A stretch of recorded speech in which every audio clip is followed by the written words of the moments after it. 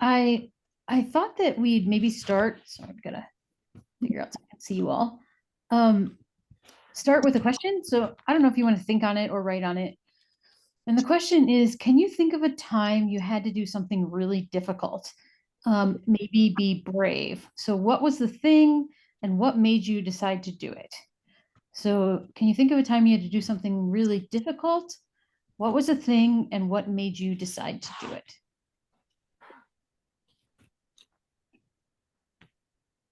And we can share a couple if people think of some.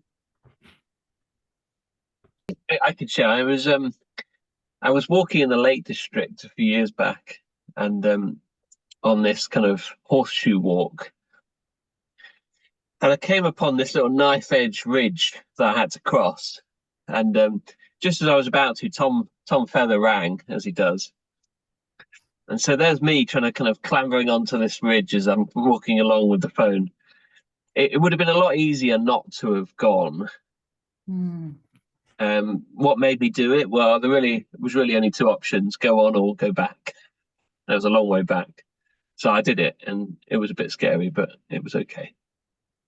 Okay, thanks. I don't know if that's the kind of story you were after. Oh, that's great. That's a great story. Well, I'll give you guys a story of mine.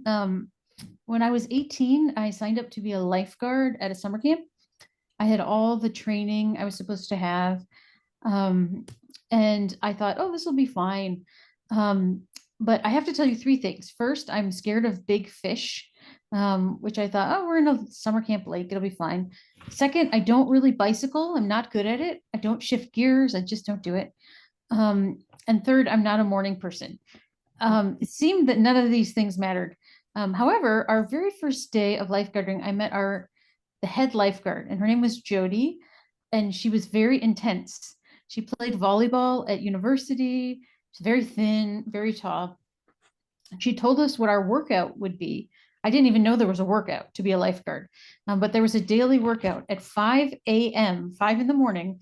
We would get up and we would run 3 miles every day and then bicycle 5 miles and then swim across the lake, the entire lake and back. And we were going to be doing this daily. And so the very first day, when we swam, when we ran, I was okay running. When we bicycled, I got lost because Jody was so fast that we couldn't keep up with her. And so I had no idea where I was going. And then when we swam, there were huge fish on the other side of the lake, the quiet side of the lake that nobody goes to. And so I all the lifeguards were cranky because none of us wanted to get up at 5 a.m. and do this like hour and a half, 2 hour workout every day. But I did it every day. So this was something that I didn't want to do. It was really difficult, but I did do it. And one day we had a boy fall in the water when we were lifeguarding. He slipped on the dock and actually he broke his foot. And so he couldn't get up. And he fell into the very deepest of the water. And so I dived in and I got him. And I thought, well, that was sure easy compared to the workouts that we've been doing. This was like no problem. As I was thinking about this talk, I thought, was this courage that Jody inspired in us, Jody the lifeguard? Did the ends justify the means? The end that we were really strong lifeguards, did that justify the fact that we were cranky and all doing these things we didn't want to do all summer? So just that's kind of a question we'll keep in mind, okay? So when we're talking about the book of Esther. So the book of Esther focuses on 4 characters, and we're going to look at all 4 of these characters. As I was looking at them over the last month and thinking about them, I kind of see the book as comparing and contrasting different sorts of leaders. And some of these leaders have courage and some of these leaders don't. And we see 2 really clear compare contrast situations. So since we're a kind of small group, we'll just look at them all together, okay? So I'm going to offer just two of the leaders, and then we'll talk about them, and then we'll look at the other 2 leaders and talk about them. So the first, so just to give you some context for this book, it's taking place in Persia. Persia is a huge region of the world at that time. It's from Pakistan through the Middle East. Persia, the king of Persia had just kind of taken over more ground when the book starts. And so his name is Xerxes, and his name means hero of kings. And that might be kind of an ironic name, I think, now as we kind of look at the scripture. But he's at the beginning of the book, he's throwing a party. My husband is a historical theologian, which is very convenient when I start these things because he knows all sorts of stuff. And he said that this party was a war council, which he knows that from some of the other ancient documents that he's read. And so what that meant was that the king wanted to rally a bunch of people together and to say, hey, we can conquer further land. And in this case, it was Greece. So he wanted to conquer the Greeks. And so his goal was to show all of these people how strong he was and how mighty and how wonderful life would be if they just kept conquering. So it says in the scripture, and we'll read some sections from Esther in a minute, but just going to summarize.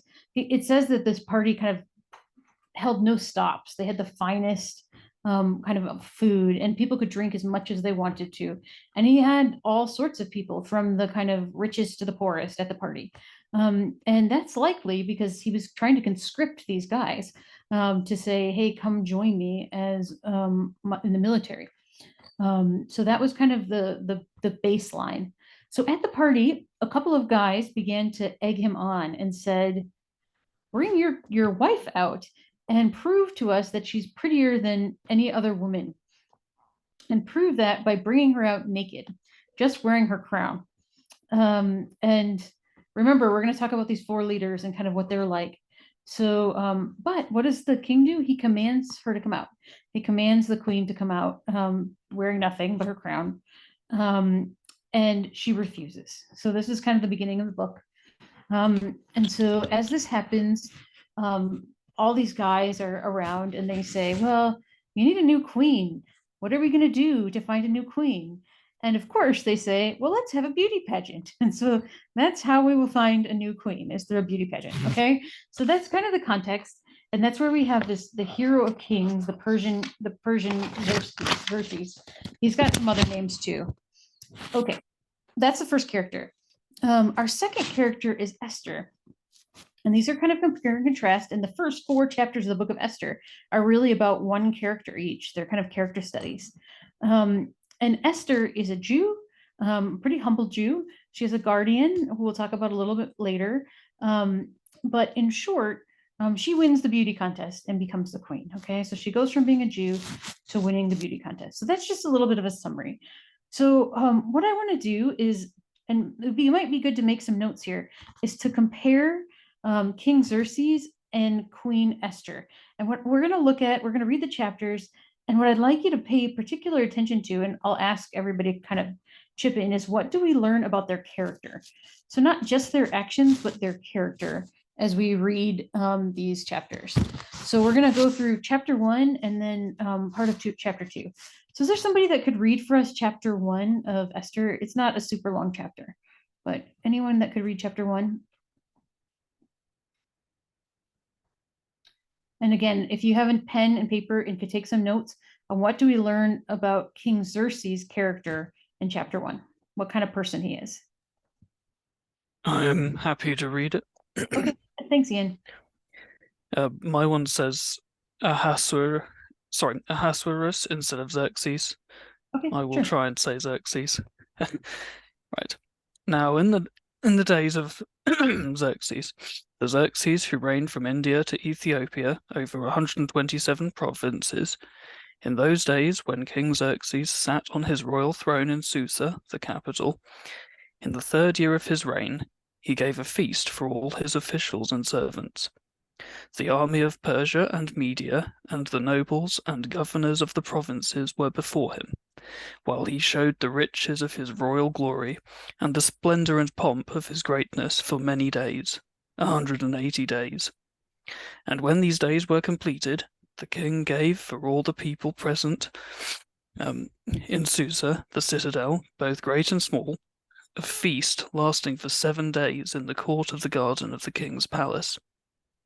There were white cotton curtains and violet hangings fastened with cords of fine linen, and purple to silver rods, and marble pillars, and also couches of gold and silver on a mosaic pavement of porphyry, marble, mother of pearl, and precious stones. Drinks were served in golden vessels, vessels of different kinds, and the royal wine was lavished according to the bounty of the king. And drinking was according to this edict: there is no compulsion, for the king had given orders to all the staff of his palace to do as each man desired. Queen Vashti also gave a feast for the women in the palace that belonged to King Xerxes. On the 7th day, when the heart of the king was merry with wine, he commanded Mehuman, Biztha, Harbona, Bigtha, and Abagatha, Zethar, and Carcass, the 7 eunuchs who served in the presence of King Xerxes, to bring Queen Vashti before the king with her royal crown, in order to show the peoples and the princes her beauty, for she was lovely to look at. But Queen Vashti refused to come at the king's command, delivered by the eunuchs. At this the king became enraged, and his anger burned within him. Then the king said to the wise men who knew the times, for this was the king's procedure toward all who were versed in law and judgment, the men next to him being Karshena, Shethar, Admatha, Tarshish, Meres, Marsena, and Memucan, the 7 princes of Persia and Media, who saw the king's face and sat first in the kingdom. According to the law, what is to be done to Queen Vashti, because she has not performed the command of King Xerxes delivered by the eunuchs? Then Memucan said in the presence of the king and the officials, not only against the king has Queen Vashti done wrong, but also against all the officials and all the peoples who are in all the provinces of King Xerxes. For the queen's behavior will be made known to all women, causing them to look at their husbands with contempt, since they will say, King Xerxes commanded Queen Vashti to be brought before him, and she did not come. This very day, the noble women of Persia and Media who have heard of the queen's behavior will say the same to all the king's officials, and there will be contempt and wrath in plenty. If it please the king, let a royal order go out from him, and let it be written among the laws of the Persians and the Medes, so that it may not be repealed, that Vashti is never again to come before King Xerxes. And let the king give her royal position to another who is better than she. So when the decree made by the king is proclaimed throughout all his kingdom, for it is vast, all women will give honor to their husbands, high and low alike. This advice pleased the king and the princes, and the king did as Memucan proposed. He sent letters to all the royal provinces, to every province in its own script, and to every people in its own language, that every man must be master in his own household, and speak according to the language of his people. Okay, thanks, Ian. So what do we notice about this king? If we're to describe his character, how would we describe it? What's he like?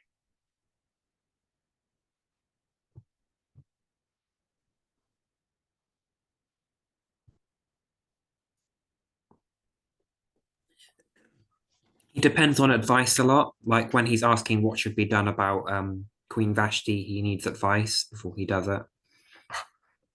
Yeah, for sure. He depends on others' advice rather than kind of making just his own decisions. What else do we know about him?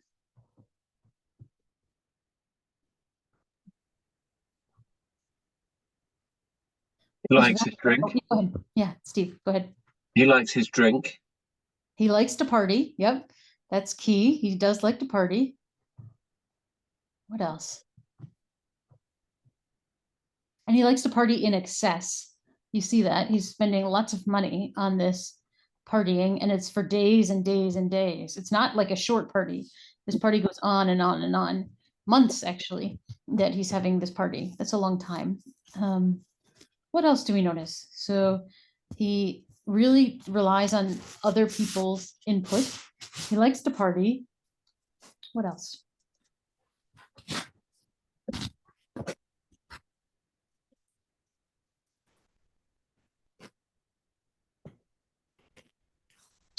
Seems quite proud. Yep, he seems quite proud. He is pretty interested in beauty, right? But he's also got this idea that if people hear about what happened to me, their wives are all gonna go against them. Suddenly everyone's gonna rise up. I need to stop this because I can't have the women standing up to their husbands. So he preemptively, before anyone hears the story, sends out messages about himself. I don't know if you guys can think of anyone like that. We'll talk more about the king a little bit later. We'll go through all 4 characters and then I'll talk about them.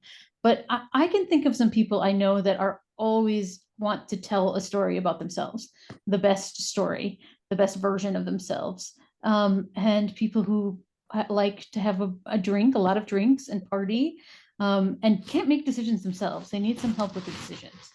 Okay, so we have this one leader, the king. That's the first leader that comes up in the text. So just kind of bear in mind that leader. We'll come back to him. All right, so we have our second leader, or potential leader. It comes up in Esther 2, verses 1 to 18. And that is Esther. So we have the king versus the queen. So like I said, this scripture seems to set up some compare contrast situations. King versus queen, and then we have 2 other characters. Is there someone that could read Esther 2, verses 1 to 18? I'll go ahead and read this, okay? But we will have a few more sections to read in a minute. Okay, Esther 2, verses 1 to 18. Later, when King Xerxes' fury had subsided, he remembered Vashti and what she had done and what he had decreed about her. Then the king's personal attendants proposed, "Let a search be made for beautiful young virgins for the king.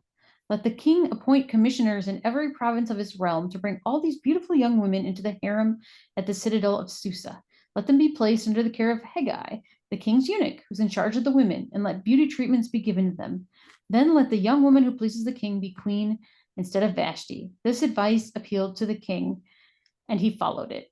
Okay, I want to mention here, this later, just starting out, this later is after that war that the war council was going to go to. And one of the things that historians note is that Xerxes lost the war. And so he finds himself, he's supposed to be the hero of kings, as we've heard. And now he's a little bit of a laughing stock, or he was historically. People saying this hero of kings that can't even control his wife, his own wife, also loses to the Greeks. Okay, so he's lost this big battle in the meantime. And so it's, you know, we can see in part how he responds. But we're going to get to Esther 2. Now there was in the citadel of Susa a Jew of the tribe of Benjamin named Mordecai, son of Jair, the son of Shimei, the son of Kish, who had been carried into exile from Jerusalem by Nebuchadnezzar, king of Babylon, among those taken captive. Mordecai had a cousin named Esther, whom he brought up because she had neither father nor mother. This young woman had a lovely figure and was beautiful. Mordecai had taken her as his own daughter when her father and mother had died. When the king's order and edict had been proclaimed, many young women were brought to Susa and put under the care of Haggai. Esther was also taken to the king's palace and entrusted to Haggai, who had charge of the harem. She pleased him and won his favor. Immediately he provided her with beauty treatments and special food. He assigned to her 7 female attendants selected from the king's palace and moved her in attendance in the best place in the harem. Esther had not revealed her nationality and family background because Mordecai had forbidden her to do so. Every day he walked back and forth near the courtyard of the harem to find out how Esther was and what was happening to her. Before a young woman's turn came in to go to King Xerxes, she had to complete 12 months of beauty treatments prescribed for the women, 6 months with oil of myrrh and 6 with perfumes and cosmetics. And this is how she would go to the king. Anything she wanted was given to her to take her from the harem to the king's palace. In the evening, she would go there, and in the morning return to another part of the harem, to the care of the king's eunuch, who was in charge of the concubines. She would not return to the king unless he was pleased with her and summoned her by name. When the turn came for Esther, the young woman Mordecai had adopted, to go to the king, she asked for nothing other than what Haggai, the king's eunuch, who was in charge of the harem, suggested. And Esther won the favor of everyone who saw her. She was taken to King Xerxes in the royal residence in the 10th month, in the 7th year of his reign. Now the king was attracted to Esther more than to any of the other women, and she won his favor and approval more than any of the other virgins. So he set a royal crown on her head and made her queen instead of Vashti. And the king gave a great banquet, Esther's banquet, for all his nobles and officials. He proclaimed a holiday throughout the provinces and distributed gifts with royal liberality. Okay, so what do we learn about Esther so far in this text? Were there any words or ideas that kind of jumped out at you? Just a couple things that I'd note. She asks advice a lot and she takes it. So the king is asking advice, maybe not from wise counselors, but she's asking advice from wise counselors. Okay, so we have a compare and contrast, a clear one. She's asking advice and she's taking it. But where the king is all about excess, partying as long as he can, drinking as much as he wants, Esther is really careful and she never takes more than she needs to. So we see even when she goes to the king, she only brings with her the things that are absolutely necessary. Okay, so she's careful and she's not a person of excess. She's a person of care. And also, you know, she's wins favor. We learn that often. Okay, that we hear very frequently in this text that she has favor, and she finds favor because of who she is. All right, so she's a person that naturally finds favor. So we have the king going out and trying to create favor for himself, right, by sending edicts all around the kingdom and saying, hey, yeah, my wife did this to me, but no one ever will again. I am a really strong man. That's sort of what his edict says. Esther, on the other hand, doesn't have to do that. She doesn't have to go curry favor. She finds favor, and the favor comes to her, which is a difference. Okay, so it's a clear compare contrast here that I think the writer of the scripture is setting up. And so we see that she wins favor through her care and carefulness, but she's also quiet. We don't see her doing a lot of talking. In fact, she doesn't speak really much at all in this first section. And so we have our leaders 1 and leaders 2. Okay, we have 2 folks. Okay, I want to read 2 more sections to find our 3rd and 4th leader. Okay, so in chapter 3 we have another leader. And I will read some of this for you. Okay, so if you could move to chapter 3. This is our 3rd leader out of 4. Okay, and his name is Haman. Okay. I'm going to begin in chapter 3, verse 1. After these events, King Xerxes honored Haman, son of Hammedatha, the Agagite, elevating him and giving him a seat of honor higher than that of all the other nobles. All the royal officials of the king's gate knelt down and paid honor to Haman, for the king commanded this concerning him. But Mordecai would not kneel down or pay him honor. Then the royal officials of the king's gate asked Mordecai, why do you disobey the king's command? Day after day they spoke to him, but he refused to comply. I'm going to go on to verse 5. When Haman saw Mordecai would not kneel down or pay honor, he was enraged.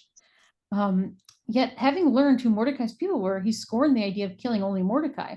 Instead, Haman looked for a way to destroy all of Mordecai's people, the Jews, throughout the whole kingdom of Xerxes. In the 12th year of the king Xerxes, the first month, the month of Nisan, the pure, that was the lot, was cast in the presence of Haman to select a day and month, and the lot fell on the 12th month, the month of Adar.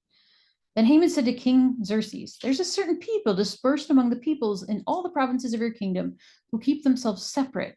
Their customs are different from those of all the other people, and they do not obey the king's laws. It's not in the king's best interest to tolerate them. If it pleases the king, let a decree be issued to destroy them, and I will give 10,000 talents of silver to the king's administrators for the royal treasury. So the king took his signet ring from his finger and gave it to Haman. Keep the money, the king said to Haman, and do with the people as you please.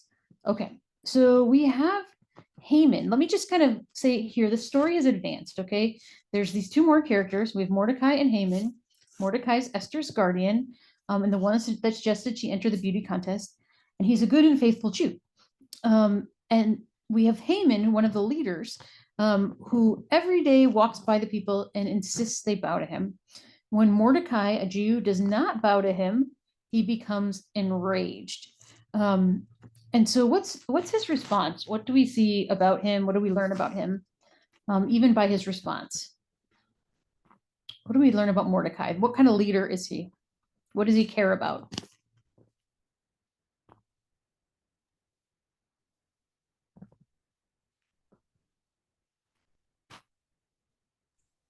He wants to honor God more than human rulers.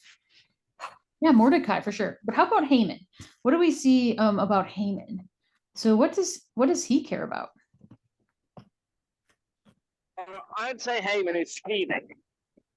Yeah. That's how I describe him. Yep. Definitely. Thanks, James. What is so actually it might be helpful. The names mean a lot in this story. We have Xerxes again, this hero. I didn't mention this, but Esther, the name Esther means hidden or secret, which is kind of interesting. And then the name Haman means two things. It means noisy and it means magnificent, but kind of pompous. The kind of idea of it is a little bit pompous. So when original readers would read that, they'd be like, huh, that's kind of interesting. So we see this guy that is obsessed with his own glory. And if one person won't bow down to him, what's his response? How does he respond? Somebody tell us. How does he respond when one guy won't bow down to him? He wants him to kill him. He wants to kill him. But not just kill him. What But else he wants does to kill his entire family and race. He wants to kill his entire race. That's like saying, I don't like Prince Harry. Let's kill all the Brits. Okay. And so it's quite a move. So it's escalated real fast. I was joking around with Jim, calling him Flamin' Haman, because he gets really hot and really red really fast, right? And he cares about his own glory very much. Okay, we have this guy, and he cares deeply about his own glory, and that's kind of what we have so far. Okay, and we're going to go to the fourth leader, the last leader, which is Mordecai, and then I'm going to summarize for a little bit. Okay, so this is chapter 2, verses 19 to 23. We're going to go back a little bit, and I will read for you. So chapter 2, verses 19 to 23. And then we have one other section about Mordecai. All right. Chapter 2, verse 19.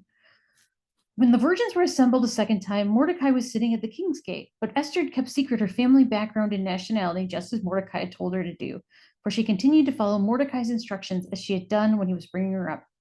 During the time Mordecai was sitting at the king's gate, Bigthana and Teresh, two of the king's officers who guarded the doorway, became angry and conspired to assassinate King Xerxes.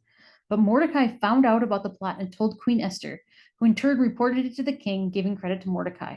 And the report was investigated and found to be true. The two officials were impaled on poles.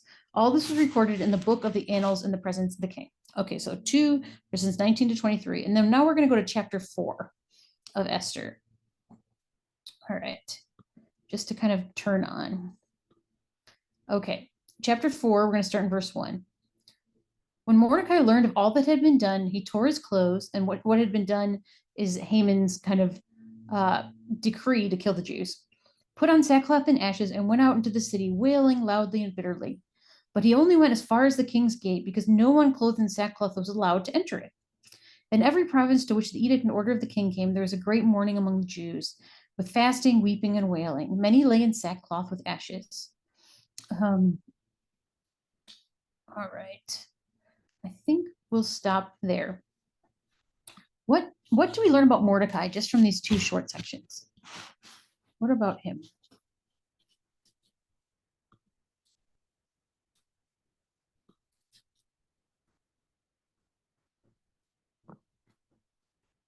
I feel a little like I'm with my freshman students here. What do we learn about him? What do we learn about Mordecai? He's a man of integrity, stands for what's right. Yeah, he stands for what's right. Even like you notice, no one's supposed to go past the king's gate, so he doesn't do it. He stays there. He's going to mourn, but he's going to mourn outside the king's gate because that's the rules. He's following the rules. I'm going to mourn outside the king's gate. But he also mourns. He weeps bitterly. And so he's not a man who's kind of holding it all in. He is public about his grief. And he tells Esther, he talks to the people that can do something. So we kind of see some different things about his character. Okay, I'm going to recap our 4 characters. So we have 4 characters, and at this point in the story, it's really the high point in the story. There's a huge amount of tension. There's a plot to kill all the Jews out there, the whole race. And the question is, what will happen? which of these 4 leaders will win out. Okay, we have 4 leaders, and what's going to happen? Who's going to win out?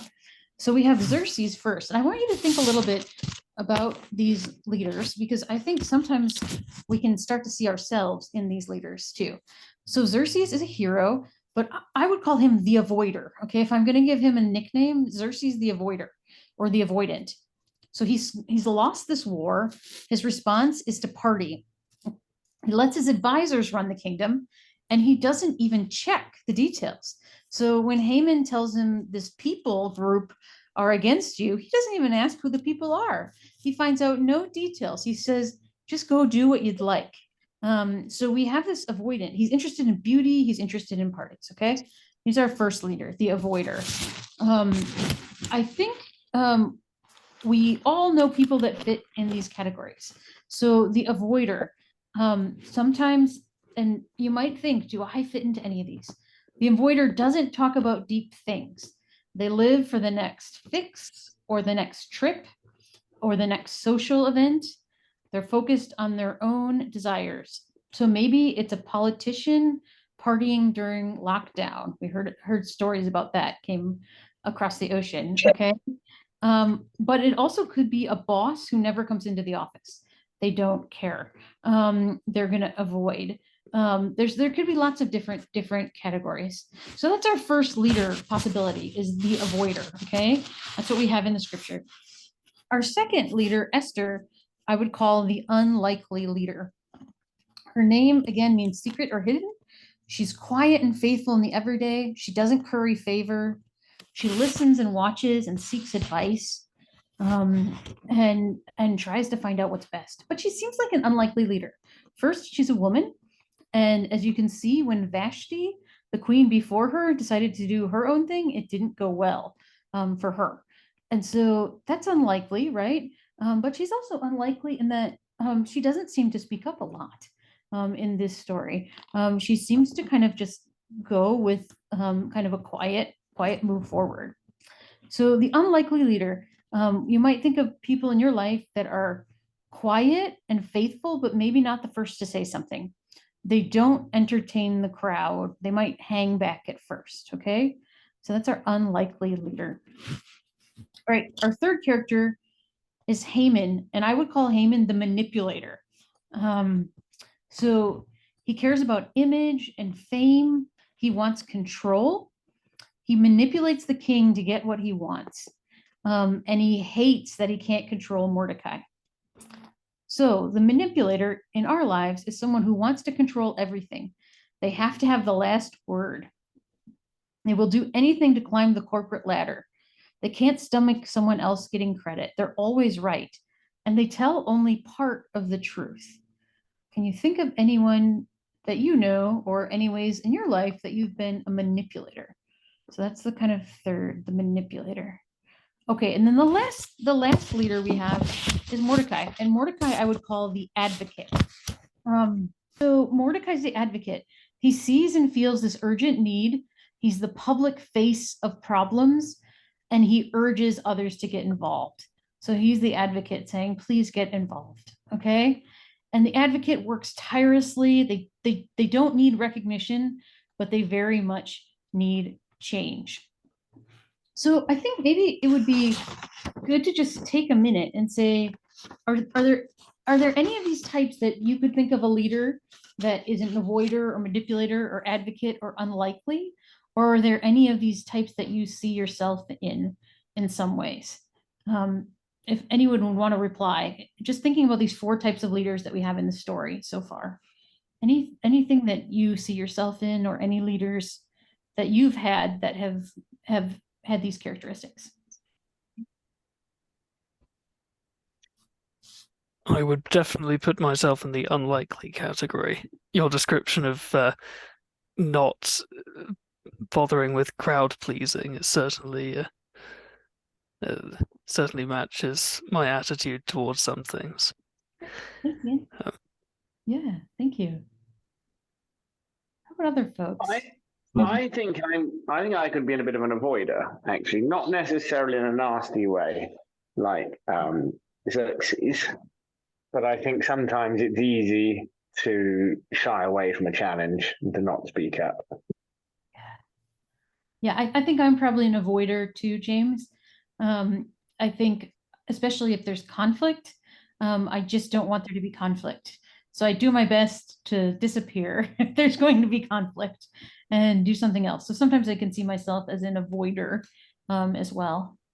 Any other examples of where you see yourself or other leaders? Anyone else? Taz, do you feel like you're an advocate ever? It seems to me from the outside that might be you. I'm good at looking like it from the outside. I don't feel like it. Okay. What do you feel like? Could you run the types past me again? Sorry, there was. Oh, synthetic. I just said what? Oh, so the 4 types: the avoider, the manipulator, the advocate, and the unlikely. Oh yes, What- the unlikely. That last one, that was definitely me. Okay, the unlikely. Yeah. I keep not having leadership qualities, and people keep putting me in leadership positions anyway. Okay. How about you, Steve? Do you see yourself in any of these? I don't like the word manipulator, but control is certainly a close thing to my heart. Okay. But you already knew that. Yeah. I think these are kind of interesting. It's interesting to take Esther and look at it from these 4 characters and think through why. I mean, because God, it's strange to have a book that's really focused on 4 people, and it has these people return all throughout the book. And so I think we're supposed to see them in relationship with each other, and that's especially because Mordecai eventually takes Haman's place. So Mordecai and Haman here are kind of equal in their status, and then we have a queen and a king. So I think we're supposed to compare and contrast here, and think about leadership and think about what does it make and take to have leadership. Okay, we're going to continue reading. So the story continues on. We're going to go to Esther 4, verses 9 to 16. Esther 4, 9 to 16. Okay. Okay. Hathach went back and reported to Esther what Mordecai had said. Then she instructed him to say to Mordecai, all the king's officials and the people of the royal provinces know that for any man or woman who approaches the king in the inner court without being summoned, the king has but one law, that be put to death unless the king extends the gold scepter to them and spares their lives. But 30 days have passed since I was called to go to the king. When Esther's words were reported to Mordecai, he sent back this answer. Do not think because you are in the king's house, you alone of all Jews will escape. For if you remain silent at this time, relief and deliverance for the Jews will arise from another place. But you and your father's family will perish. And who knows but that you have come to your royal position for such a time as this? Then Esther sent this reply to Mordecai. Go gather together all the Jews who are in Susa and fast for me. Do not eat or drink for 3 days, night or day. I and my attendants will fast as you do. When this is done, I will go to the king, even though it's against the law. And if I perish, I perish. Okay, so we see Esther's response. Mordecai asks her, he says, you need to go do something, Esther. If you don't go and do something, the Jewish people might die. And Esther says, well, I might die if I approach the king, but I'm willing to do it. I'm willing to try something. So Esther, though she's the unlikely leader, she speaks up and she prays. She asks people for advice. She asks for the community to pray and to join her in fasting, and she speaks up. All right, we're going to jump to Esther 7. So it's a short book here. Sorry to jump around so much. There's a lot to get through in this book. So Esther 7, I just want us to kind of see the end of this, okay? Esther asks the king for a banquet. She knows that he loves a good party. And so instead of simply asking him for what she wants, she starts by asking for a party. So here's what it says. So the king and Haman went to Queen Esther's banquet. And one of the things, actually, I should note this. After Esther says, if I die, I die, in the Hebrew in the Bible and in most of our scriptures, the text switches from saying just Esther to Queen Esther. And my husband noted that and said, that's really significant. And so there's a move, like she is stepping into her full identity as a leader and a person and a queen. So when she says, if I die, I die. If I kind of come forward, we suddenly are seeing her called Queen Esther, not just Esther. As you can see that at the beginning of this chapter, she's Queen Esther. So the king and Haman went to Queen Esther's banquet, and they were drinking wine on the second day. The king again asked, Queen Esther, what's your petition? It will be given to you. What's your request? Even up to half the kingdom, it will be granted. Queen Esther answered, if I have found favor with you, your majesty, and if it pleases you, grant me my life. This is my petition. And spare my people. This is my request. For I and my people have been sold to be destroyed, killed, and annihilated. If we'd merely been sold as male and female slaves, I would have kept quiet, because no such distress would justify disturbing the king. King Xerxes asked Queen Esther, who is he? Where is he? The man who's dared such a thing. Esther said, an adversary, an enemy, the vile Haman. Then Haman was terrified before the king and queen. The king got up in a rage, left his wine, and went out into the palace garden. He left his wine. But Haman, realizing that the king had already decided his fate, stayed behind to beg Queen Esther for his life. What we see as we go on is that Haman is killed in the end instead of the Jews, okay? And the Jews are rescued by Esther speaking up. So in the end, we see the unlikely leader is the leader, okay? The unlikely leader is a leader with the help of the advocate.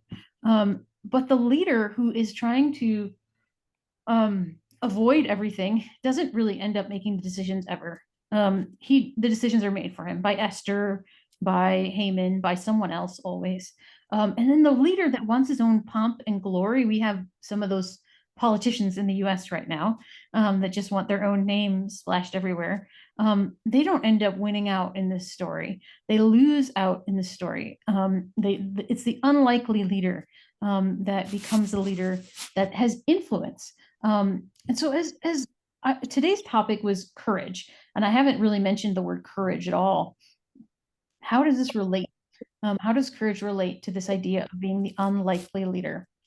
So I did some reading on the word courage, and it originally came from the Latin word or the Latin phrase with heart. So interestingly, as I started to think about the two people that are honored in this story, Mordecai, but especially Esther, these leaders have heart. They stay with their hearts. So they don't avoid their hearts, which is what King Xerxes does. He avoids kind of the deep issues. He's not willing to care for or consider them. And then Haman is so interested in his glory, his own glory, that he doesn't consider or even care about that millions of people could be killed. He's heartless. Okay, we would use that phrase, heartless. One guy burns him, and so he says, let's kill all the people related to him. But the leaders that do step up and are honored are those that have heart. And this is kind of interesting because Mordecai, we see in this story, is out in sackcloth and ashes. So he's really showing even his emotion. He's willing to grieve publicly. And Esther is faithful, but she also is willing to be moved. Okay, so when Mordecai says to her, she says, I can't do this. I can't go talk to the king. I'll be killed. Mordecai says, but if you don't talk to him, all the people will be killed. And so she's willing to care. And so both of these people care about the Jews. They have heart. And it's their heart that makes them courageous leaders. And so I was thinking about that and thinking, I don't always think of what it means to be courageous as having heart. Faithfulness, not to shut down our hearts or avoid them, but to live from them. And I think sometimes, for me at least, disappointment can get in the way of that, or dark circumstances, or a desire for greener grass somewhere else. There's all sorts of things that can get in the way and can make us either heartless or make us avoiders of our heart. But we see with Mordecai and with Esther that they have heart and they care for their hearts. So I want to finish this lifeguard story that I started with you guys and then we'll spend just a little bit more time talking and praying together. Okay. So I told you about this kind of crazy training regiment. By the end of the summer, all the lifeguards hated Jody. I now know Jody again, and I like her. It's fine. But we all were so burned out. I went to college. I was just starting university, and I was so tired because I'd been running 3 miles and biking 5 miles and swimming across a lake every day. And getting up at 5 a.m. And so at like 7:30 at night, I was ready to go to bed. And so I didn't really have very much fun that summer. But somehow the next year I was convinced to come back and be a lifeguard again. I was hopeful and optimistic it would be better. This is maybe one of my downfalls. I'm ever optimistic that things will improve. But there was a new head lifeguard. His name was Nate. Jody was gone. And Nate, first of all, there were no 5 a.m. workouts. He said, we don't need to do that. But what he did instead is he made games for us. So we made like records of what we could do, our fastest swim or the deepest dive. And he motivated us as a team, giving us rewards like pizza dinner. If we did things if we could swim the lake, we got a pizza dinner in our workout. And so actually I was like, yeah, I think I could do that. If that's like going out for pizza, that sounds fun. But he also he kept us focused on the campers, which is something we hadn't talked about at all the first year of camp. I was just so focused on getting the workouts done. And what he did was he talked to us a lot about praying for the campers, the individual campers, and caring about them. And the reason that we needed to be good lifeguards wasn't because we just needed these skills, but it's because we were there to help guard these kids' lives and hearts and help foster their experiences of faith. And so he said, we can show a kid who's never met Jesus what it's like to, know someone who knows Jesus and what it's like to kind of feel the embrace of Jesus. So it was totally different. We had no accidents that year, unlike the kind of drop in the other year. But we were ready for accidents. We were ready not because we were dragged into it or pushed into it or manipulated into it, but because Nate led us into it in a way that we desired that.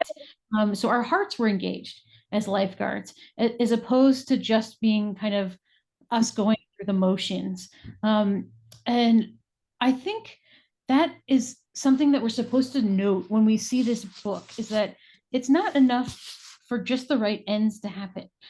It's not just about the ends. The ends don't justify the means, is I think one of the things we learn in Esther. Being a good leader requires something else, and it requires really care and concern, and it requires us to be a certain sort of people. So I was just wondering if there's anything else that was just kind of a response you had to hearing this Esther story, anything new you picked up that you hadn't noticed or thought of before, and then we'll take some time to do prayer requests and pray for each other. But anything that you kind of noticed or thought of or in the Esther story?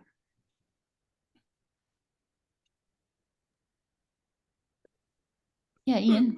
Something that stood out to me this time was in chapter 4, when Mordecai's reply to Esther. Well, he says, if you keep silent, relief and deliverance will arise for the Jews from another place. To my mind, that's quite a strong faith statement. He's like, God ultimately will get the Jews out of this in one way or another. All you determine is whether I guess whether you act to save a number, but God will make us survive. Yeah, that's great, Ian. I like that a lot. I think that takes courage too, to have that kind of faith, that belief, like God will do it. God's in control, and can deliver. Yeah, that's great. Anyone else? Anything you noticed in the story or wanted to point out? I actually just wanted to say, Beth, how much I really appreciated the reference to kind of courage being with heart, and the way you framed that. Thanks, Because James. I think boldness in itself can sometimes be reckless. Mhm. And actually, what we have here is not reckless. It's bold for reasons. Yeah, for sure. I think you're right, because Haman is bold too. We have a boldness there, but not a healthy boldness. I find this story actually really encouraging, because I think to know, like, you don't have to be one of the hero among kings. People don't have to look at you and say, oh, they're a hero. They've got all the skills and all the abilities, and they seem like a hero. They were born with it. And you don't have to be somebody that exalts yourself and tries to fit yourself into the right positions. Ultimately, that's not what pleases God, and that's not really what makes you a good leader. God cares about our faithfulness in these everyday moments, and He's willing to use people who aren't the front men as leaders. I think even, at least in the US, in the evangelical church, we often get into trouble because we think leaders need to be really charismatic. And so they need to be someone, and I don't mean charismatic in like a Pentecostal sense, but charismatic in the sense of they need to be able to kind of ignite a crowd, and they need to be able to tell a good story, and they need to be a certain kind of personality. But what we're seeing, Esther and Mordecai's personalities couldn't really be more different. But also the kind of winning leader, the people that we'd expect to be the personality that would be the leader that would lead in this story, are not the people that become the leaders. It's the people that are just faithful to what God asks, and are faithful to believing in His promises. And so we don't have to make ourselves into anything. We just have to be faithful step by step by step. And I find that encouraging, and it feels like less pressure in a way than having to step up and be something else. Anything else from you guys that you noticed in this kind of overview of Esther, kind of quick overview?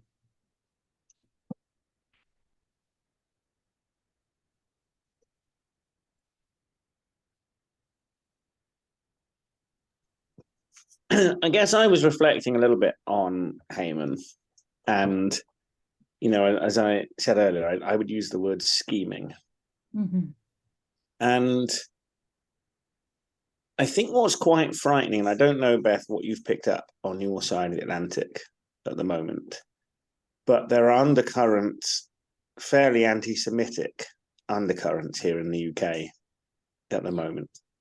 US too. Yep. Which are a little bit frightening. And I think I've just been reflecting both ways. I've been reflecting, first of all, that we had scheming leaders now, they had scheming leaders back then. It's kind of nothing new under the sun, if that makes sense. Yeah. But I was also thinking of that kind of more than that, the kind of God's people, the Jews, and that desire to kind of just kill them all because he got annoyed, basically. Mm-hmm. Now, that as well, perhaps, seems to be resonating a little bit today. And I just find, that's just an observation I was thinking about as you were talking and sharing. Yeah, that's a really good connection, James. And definitely something that's happening in the US too. I would say right now with the war in Gaza. Yeah.